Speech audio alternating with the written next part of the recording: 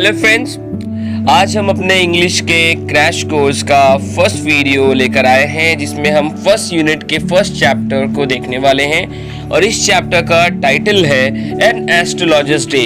Friends, astrologer का मतलब होता है कि ज्योतिषी वो होते हैं जो आपका हाथ देखकर या फिर उनके कुछ टूल्स होते हैं, कौड़ियाँ वो यूज़ करते हैं या फिर कार्ड्स यूज़ करके आपका भविष्य फल बताते हैं, आपके भविष्य की बातें बताने का दावा करते हैं। इनको ही हम एस्ट्रोलॉजिस्ट कहते हैं। शायद आपको भी पता होगा। जिस स्टोरी के बारे में आज जानने वाले हैं, जो चैप्टर पढ़ने वाले हैं, वो बहुत ही इंटरेस्टिंग स्टोरी है फ्रेंड्स, और जिसके राइटर है R.K. नारायण जी। ये स्टोरी R.K. नारायण जी के मालगुडी डेज नाम के नॉवेल से ली गई है, जो कि आपके इंग्लिश युवक भारती के सिलेबस में क्लास 12 के सिलेबस में इंक्लूड किया गया है।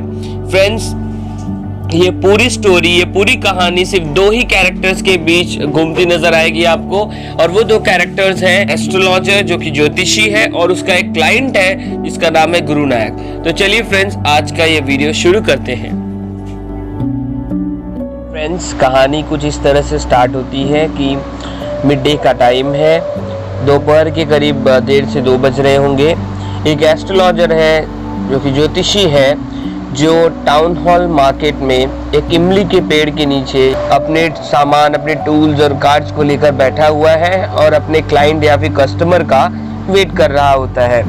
तो उस एस्ट्रोलॉजर के पास कौड़ियाँ हैं, कौड़ी शेल्स हैं। कौड़ी शेल्स वो छोटे छोटे शंख होते हैं जो कि आपको पूजा की दुकान पे आराम से मिल जाएंगे, देखने को मिल जाएंगे, जो कि तांत्रिक या फिर पूजा पाठ की चीज़ों में यूज़ किए जाते हैं। फिर स्क्वायर पीस ऑफ क्लोथ है, स्क्वायर शेप में क्लोथ्स हैं, कपड़े रखे हुए हैं, और फिर एक नोटबुक रखी हुई है जिसमें वो अपनी काम की चीज़ें, मंत्र, तांत्रिक विद्याएं, जो भी चीज़ें हैं उसमें वो लिख कर रखता है, नोट करके रखता है। और फिर उसके पास पाल्मिरा राइटिंग्स, बंडल ऑफ पाल्मिरा राइटिंग्स भी है। ये एक्चुअली पाल्मिरा राइटिंग्स वो होता है कि जैसे कि जिस पुराने ज़माने में, जब एंशियंट टाइम्स में जब पेपर्स नहीं हुआ करते तो उस टाइम पे हम पाल्मिरा का यूज़ करते थे, उसे ही पेपर के रूप में यूज़ किया जाता था। उस पर ही जो इम्पोर्टेंट थिंग्स थी वो लिखे जाते थे।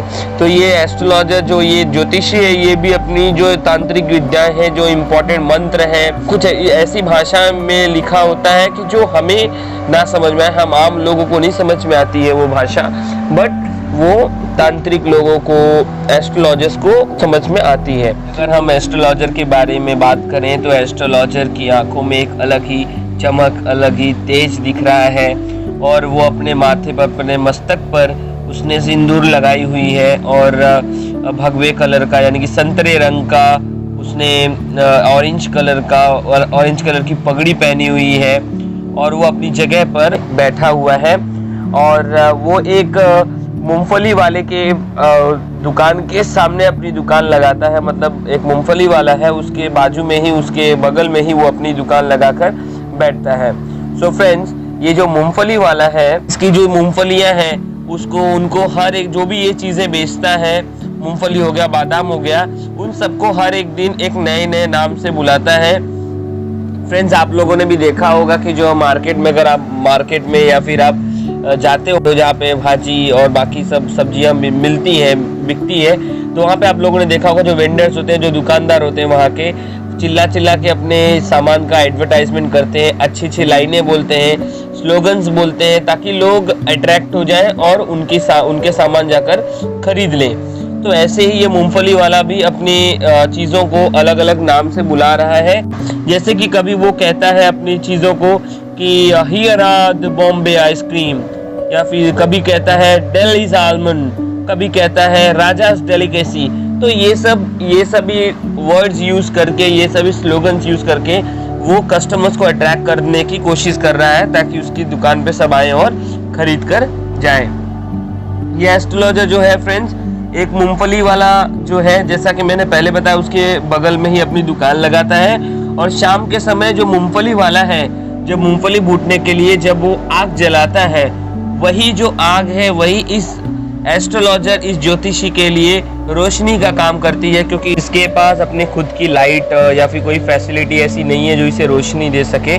तो इसी वजह से इसका काम हो जाता है। इस मार्केट की एक खास बात और है कि इस मार्केट में बहुत भीड़ होती है। उसका एक कारण ये है कि ये जो जगह है, ये जो गांव है, ये जो टाउन है, यहाँ पर लाइट की फैसिलिटी नहीं है, यानी कि बिजली की फैसिलिटी नहीं है, जिसकी वजह से लोग यहाँ पे आते हैं, इस मार्केट में आते हैं, क्योंकि इस मार्केट में जितनी भी दुकानें हैं वहाँ पर लाइट से ये मार्केट जगमगाता है। तो इससे अट्रैक्ट होके लोग यहाँ पर आते हैं और खरीदी करते हैं। फ्रेंड्स, इस मार्केट में कुछ दुकानों के पास गैस की लाइट्स हैं, कुछ के पास नेकेड फ्लेयर्स हैं, और कुछ दुकानों के पास ओल्ड साइकिल लैम्प्स हैं जिनसे वो अपना बिजली का काम करते हैं, लाइट रोशनी का काम करते हैं। और फ्रेंड्स, ऐसी भी कुछ दुकानें हैं, ऐसे भी कुछ लोग हैं जो दूसरों के दुकानों से जो रोशनी आती है, जो लाइट आती है, उससे उनका काम वो कर लेते हैं। जिसमें से एक बंदा हमारा ये एस्ट्रोलॉजर भी है, जो इस स्टोरी का मेन कैरेक्टर है। वो भी मूंगफली वाले की जो आग है, मूंगफली वाला जो आग जलाता है भूनने के लिए अपने मूंगफलियों को, उससे ये रोशनी ले लेता है और इसका काम हो जाता है। और फ्रेंड, ये रात के टाइम बहुत अंधेरा होता है इस मार्केट में, और लाइट्स की वजह से, वैसे भी ये कोई इलेक्ट्रिसिटी वाली लाइट तो है नहीं है, तो दिए होंगे, नेकेड फ्लेयर्स है, गैस की लाइट्स है, तो उतनी तो रोशनी हो नहीं पाती होंगी, फिर भी काम भर की रोशनी हो जाती है। तो ये जो अंधेरे का टाइम होता है, ये जो एस्ट्रोलॉजर है, ज्योतिषी है, ये अपने लिए सबसे सही मानता है, क्योंकि ये कभी नहीं चाहता था अपनी लाइफ में कि ये एस्ट्रोलॉजर बने, और ना ही इसे अंदाजा था कि आगे जाकर एस्ट्रोलॉजर बन जाएगा। बट कुछ इसके लाइफ में ऐसा कुछ हुआ जो इसे मजबूरन एस्ट्रोलॉजर बनना पड़ा, और ये इसलिए ये बना क्योंकि इसके पास कोई दूसरा काम नहीं था, क्योंकि इसके लाइफ में कुछ ऐसा इंसिडेंट घटा, ऐसी कुछ बातें हुई कि इसे अपना गांव, अपना घर, अपना परिवार छोड़कर कहीं मीलों दूर आना पड़ा और एक नई जगह पे बसना पड़ा। इस वजह से इसे और कोई काम नहीं मिला, कुछ नहीं सूझा, तो इसने ये एस्ट्रोलॉजी का काम करना शुरू कर दिया, और धीरे धीरे इस काम में ये एक्सपर्ट भी होता चला गया। अपनी तर्क शक्ति से, अपनी लॉजिकल पावर से और अपनी प्रैक्टिस से ये धीरे धीरे इस काम में भी माहिर बनता चला गया। अगर ये अपने गांव में होता, अपने परिवार के साथ होता, तो ये भी वही करता जो इसके परिवार वाले बाप दादा इसके करते थे। वो लोग फसल उगाते थे मकई की, और फिर खेती करते थे, तो ऐसे ही घरेलू काम और खेत के काम थे, वो सब वो लोग करते थे। बट ये अभी अपने गांव से, अपने परिवार से बहुत दूर है, तो यहाँ इसे कोई जानता नहीं है, इस वजह से कुछ काम इसे नहीं मिला। इस वजह से ये यही एस्ट्रोलॉजी का काम करने लगा, ज्योतिषी का। फ्रेंड्स, जैसा कि मैंने बताया कि ये अपना काम करते करते ज्योतिषी का इतना एक्सपर्ट हो गया था, बहुत एक्सपर्ट हो गया था। एक्चुअली होता क्या था कि जब भी कोई कस्टमर या फिर क्लाइंट इसके पास आता था, तो उसे सबसे पहले ये बोलता था कि मैं आपके क्वेश्चंस के, आपके प्रॉब्लम्स का सलूशन दूंगा, लेकिन सबसे पहले आप मुझे 3 पाइस दे दीजिए। 3 पाइस यहाँ पे कुछ पैसे की करेंसी है जो कि उस टाइम चलती होगी, तो वो उसे मांगता है। तो फिर वो बंदा इसे दे देता है 3 पाइस। उसके बाद 10 मिनट तक ये कुछ नहीं बोलता था, शांति से बैठा रहता था, ताकि वो जो कस्टमर है उन 10 मिनटों में ऐसा कुछ बोल दे।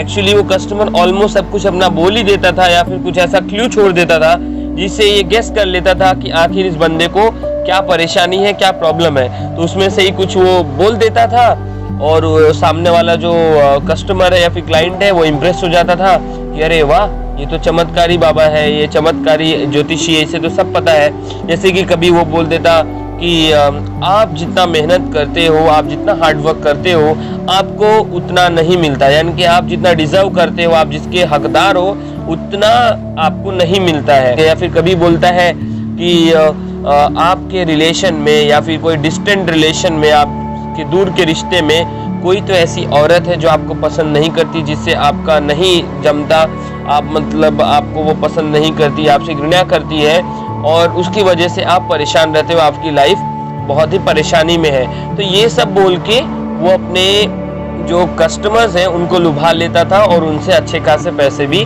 कमा लेता था। ऐसे ही एक शाम जब सारी दुकानें बंद होने जा रही थी, मूंगफली वाला भी अब बस जाने ही वाला था, और ये जो एस्ट्रोलॉजर ज्योतिषी है वो भी अपने क्लाइंट्स को हैंडल करके उनके सवालों का जवाब देकर बस अपना बोरिया बिस्तर समेट कर बस निकल ही रहा था, तो दूर से उसे एक ग्रीन लाइट दिखाई देती है।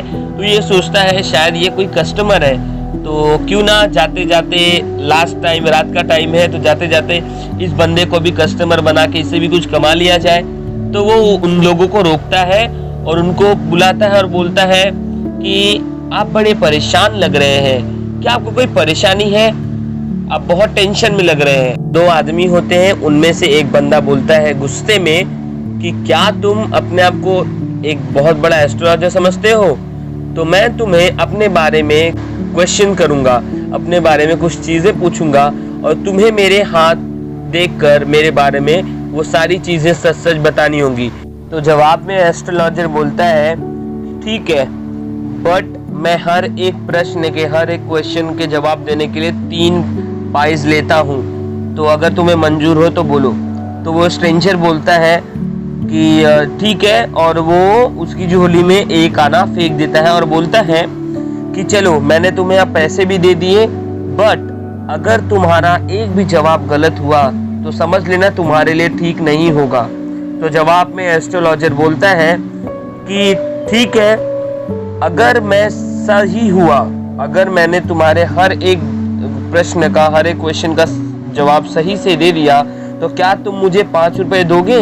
तो स्ट्रेंजर जवाब में बोलता है कि अगर तुम सही हुए, अगर तुमने मेरे सारे प्रश्न, सारे क्वेश्चन का आंसर सही दिया, तो मैं तुम्हें 1 आना दूंगा, बट अगर तुम गलत हुए तो तुम्हें मुझे डबल पैसे देने होंगे। एस्ट्रोलॉजर अपने माचिस उसके पास रहती है, उसे जलाकर वो देखने की कोशिश करता है आखिर ये बंदा है कौन, ये अजनबी हॉक है कौन जिसको वो अपना कस्टमर समझ रहा है। तो उसके बाद यहाँ पर वो देखता है कि जो स्ट्रेंजर है, वो जो अजनबी है, बंदा है, वो चेरूट पी रहा है, उसमें वो व्यस्त है। चेरूट यानी कि सिगार होता है फ्रेंड्स, सिगरेट होता है, उसे ही वो पीने में वो व्यस्त है, मस्त है।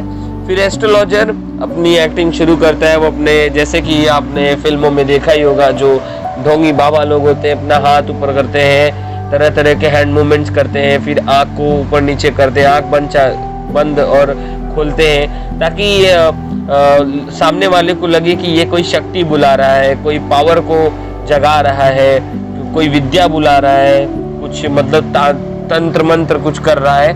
तो ऐसे ही वो नाटक शुरू कर देता है। ये सब करने के बाद जब देखता है एस्ट्रोलॉजर कि मार्केट तो लगभग पूरा खाली हो गया है, धीरे धीरे सब जा रहे हैं, एकदम अंधेरा भी हो गया है, तो वो घबरा जाता है फिर से, और फिर वो बोलता है कि रहने दो यार, मैं तुम्हारे बारे में कल बताऊंगा, मुझे ये सब चैलेंज वैलेंज में कोई इंटरेस्ट नहीं है, मैं अभी जा रहा हूँ, कल मैं तुम्हारे सारे सवालों का जवाब दे दूंगा, मुझे अभी जाने दो। तो गुस्से से वो स्ट्रेंजर बोलता है नहीं, एक बार जब तुमने चैलेंज एक्सेप्ट कर लिया तो कर लिया, अब तुम पीछे मुड़ नहीं सकते। ऐसा बोलकर वो स्ट्रेंजर एस्ट्रोलॉजर की जो हाथ की कलाई है, उसकी कलाई जोर से पकड़ लेता है। तो एस्ट्रोलॉजर बोलता है कि ठीक है, तो अगर मैंने सही जवाब दिया तो मुझे 1 रुपए तुम्हें देना होगा। तो स्ट्रेंजर बोलता है ठीक है, लेकिन अगर तुम्हारा एक भी जवाब गलत हुआ, अगर तुम गलत हुए, तो तब तक मैं तुम्हें नहीं जाने दूंगा जब तक तुम पूरी तरह से कंगाल नहीं हो जाते। और फिर ये चैलेंज ये एस्ट्रोलॉजर और स्ट्रेंजर के बीच लग जाती है। फिर एस्ट्रोलॉजर स्ट्रेंजर के बारे में बोलना शुरू करता है। वो बोलता है कि तुम्हारे शरीर पर किसी ने चाकू से या छुरी से वार किया था और तुम्हें अधमरी हालत में कुएं में फेंक कर चला गया था। तो वो जो स्ट्रेंजर है वो बोलता है सच बात है, और अपनी शर्ट हटाकर, शर्ट निकाल कर वो दिखाता है कि आज भी उसके शरीर पर, वो उसके सीने पर वो चाकू के, वो छुरी के निशान आज भी हैं। और ये भी कहता है कि ये भी बात सच है कि हाँ, किसी ने मुझे अधमरी हालत में मरने के लिए कुएं में फेंक कर चला गया था कोई मुझे। वो तो वहाँ के जो कुछ लोग थे उन्होंने मेरी जान बचाई, नहीं तो आज मैं जिंदा नहीं होता। तो ये सब अपने बारे में सच बातें जानकर शॉक हो जाता है स्ट्रेंजर कि इसको कैसे पता है मेरे बारे में सब। एस्ट्रोलॉजर बोलता है तो चलो भाई, अब मैंने तुम्हारे बारे में सब कुछ बता दिया और तुम्हें कुछ पूछना है मुझसे तो बोलो। वो स्ट्रेंजर आखिर में ये पूछता है कि मेरी ज़िंदगी का मकसद ये है कि मैं उस आदमी को ढूंढना चाहता हूँ जिसने मेरी ये हालत की थी, मुझे मारने की कोशिश की थी। क्या वो मुझे इस ज़िंदगी में मिलेगा? क्या मैं उससे ढूंढने में सफल होऊंगा? तो ये एस्ट्रोलॉजर कहता है कि इस ज़िंदगी में तो तुमसे वो नहीं मिल पाएगा, क्योंकि वो पिछले ही 4 महीने पहले वो मर चुका है, तो इस ज़िंदगी में तो नामुमकिन है। ये सुनकर ये स्ट्रेंजर निराश हो जाता है कि उसकी ज़िंदगी का जो मकसद है वो अधूरा ही रह गया। तो ये देखकर जो ये एस्ट्रोलॉजर है वो कहता है स्ट्रेंजर को कि तुम चिंता मत करो, क्योंकि उसकी जो मौत है वो बहुत ही दर्दनाक और बहुत भयानक हुई थी। वो एक लॉरी के नीचे दबकर मर गया, बहुत ही दर्दनाक और भयानक मौत हुई थी उसकी।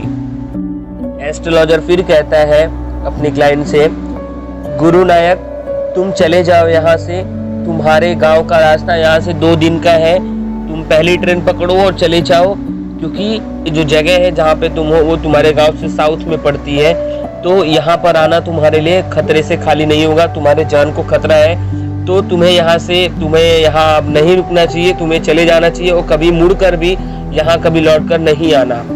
तो वो फिर स्ट्रेंजर बोलता है, गुरु नायक बोलता है कि वैसे भी मैं यहाँ पे रुक के अब करूँगा क्या, मेरी ज़िंदगी का मकसद था उस आदमी को ढूंढना और उसे पनिश करना जो उसने मुझे मेरे साथ किया था।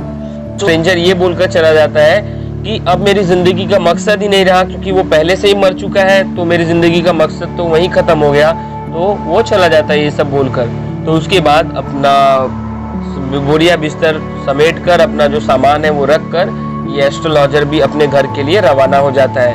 और देर रात हो गई थी, वैसे ही बहुत रात हो गई थी, तो इसकी जो पत्नी रहती है पूछती है, इतनी देर रात तक कहाँ थे, इतना लेट क्यों हुआ तुम्हें आने में। बिना कुछ बोले वो जो पैसे उसने पूरे दिन भर में कमाए थे वो फेंक देता है तो अपनी पत्नी के ऊपर। तो पत्नी इतना सारा पैसा देखकर बहुत खुश हो जाती है और उससे कुछ पूछती भी नहीं है।